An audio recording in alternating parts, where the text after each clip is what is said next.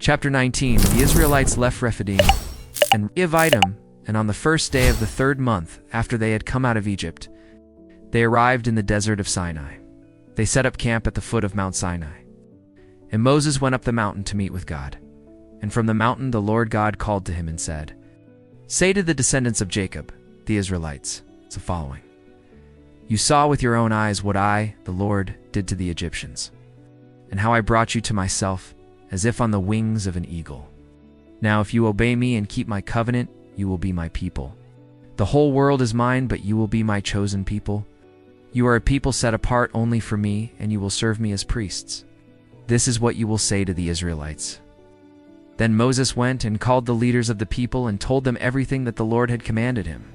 Then all the people answered together, "We will do everything that the Lord has commanded." Oh, Moses took this answer to the Lord.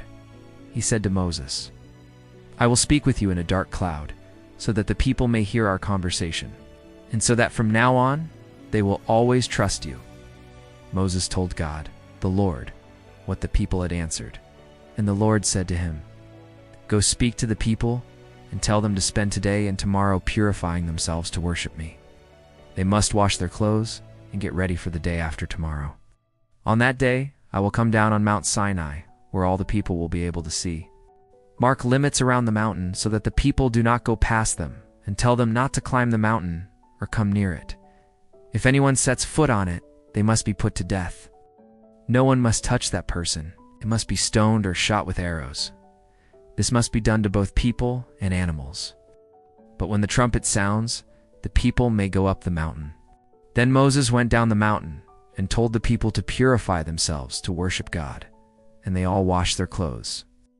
Then Moses said, "Be ready for the day after tomorrow, and until then, do not have sexual relations."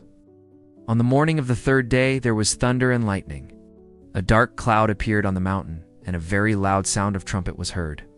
And all the people in the camp trembled with fear. Moses led them out of the camp to meet with God, and they stood at the foot of the mountain. All of Mount Sinai was covered with smoke, because the Lord had come down on it in fire. The smoke rose like the smoke from a furnace, and all the people trembled greatly. The sound of the trumpet became louder and louder. Moses spoke, and God answered him in the sound of thunder. The Lord came down on top of Mount Sinai and called Moses to go up there. Moses went up, and the Lord said to him, "Go down and warn the people not to cross the limits to come near, or they will die. Also warn the priests that they must purify themselves, so they may come near me. If they do not purify themselves, I will kill them." Moses said to God, "The Lord, the people cannot go up the mountain, because you commanded us to treat this mountain as a holy place and to mark limits around it." Then the Lord answered, "Go down and come back with Aaron. But the priests and the people must not cross the limits to come up to where I am. If they do, I will kill them." Then Moses went down to where the people were and told them what God had said. Chapter 20. God spoke, and this is what he said. "My people, I, the Lord, am your God. I brought you out of Egypt, the land where you were slaves. Do not worship other gods, worship only me. Do not make images of anything that is up in the sky, or here on the earth, or in the waters under the earth. Do not bow down before idols, nor worship them, for I, the Lord, am your God, and do not tolerate other gods. I punish those who hate me, even their great-grandchildren and great-grandchildren. But I am kind to those who love me and obey my commandments, and I bless their descendants for thousands of generations. Do not use my name without the respect it deserves, for I am the Lord your God, and I punish those who disrespect my name. Keep the Sabbath, which is a holy day. Do all your work during 6 days of the week. But the 7th day of the week is the day of rest, dedicated to me, the Lord your God. Do not do any work on that day, neither you, nor your sons, nor your daughters, nor your male servants, nor your female servants, nor your animals, nor the foreigners who live in your land. In 6 days, I, the Lord, made the sky, the earth, the sea, and everything that is in them. But on the 7th day I rested. That is why I, the Lord, blessed the Sabbath and set it apart to be a holy day. Respect your father and your mother, so that you may live a long time in the land that I am giving you. Do not kill, Do not commit adultery. Do not steal. Do not give false testimony against anyone. Do not desire another man's house. Do not desire his wife, his male or female servants, his cattle, his donkeys, or anything else that belongs to him." The people heard the thunder and the sound of the trumpet, and saw the lightning and the smoke coming from the mountain. Then they trembled with fear and stayed at a distance and said to Moses, "If you speak, we will listen. But if God speaks with us, we will die." Then Moses replied, "No, do not be afraid, for God only wants to test you. He wants you to continue fearing him, so that you will not sin." And the people stood at a distance, and only Moses came near the dark cloud where God was. Then the Lord commanded Moses to tell the Israelites the following: "You have seen that I have spoken to you from heaven.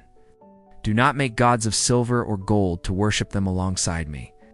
Make an altar of earth for me, and on it offer your sheep and your oxen as burnt sacrifices and as peace offerings. I will choose places for you to worship me, and in those places I will meet with you and bless you. If you make an altar of stones for me, do not use stones cut with tools. For in the construction of my altar, stones cut with tools must not be used. Do not build steps for my altar, because if you do, your nakedness will be exposed on it." Chapter 21. God ordered Moses to give the Israelites these laws. If you buy a Hebrew slave, he must work for you for 6 years. But in the 7th year, he will be free and will not have to pay anything.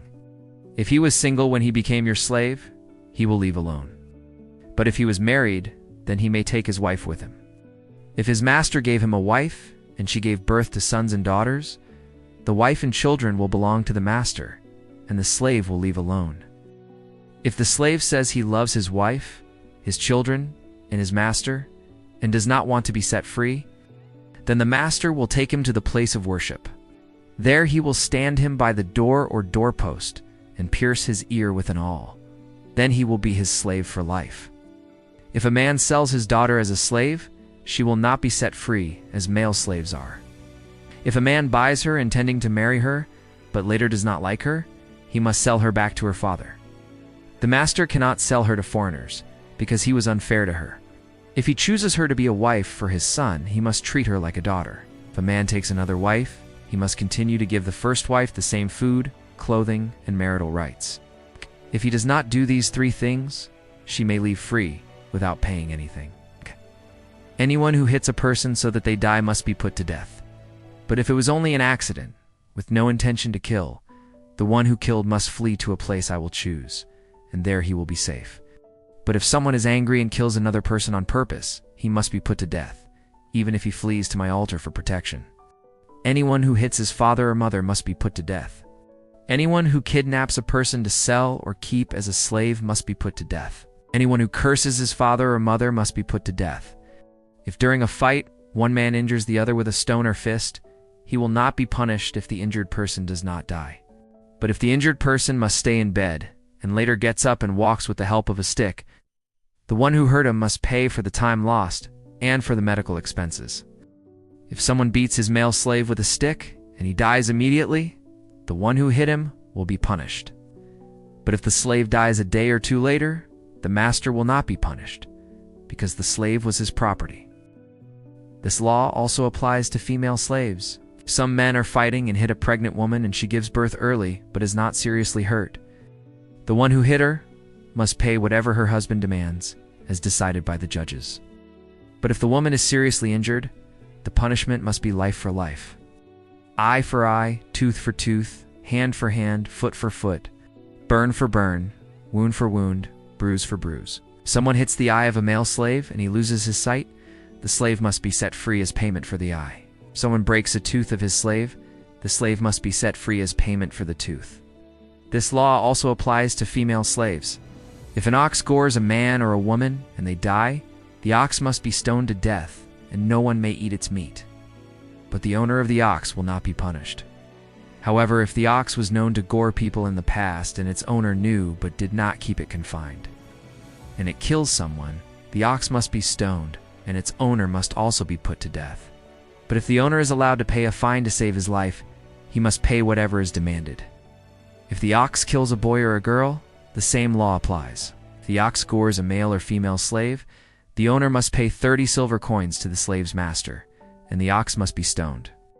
If someone removes the cover of a pit, or digs a pit and does not cover it, and an ox or a donkey falls in, he must pay the owner of the animal with money, but the dead animal will belong to him. If a man's ox injures the ox of another man and it dies, they must sell the live ox and divide the money, and they must also divide the dead animal. But if the ox was known to gore before, and its owner did not keep it confined, he must give the other man a live ox, but the dead ox will be his.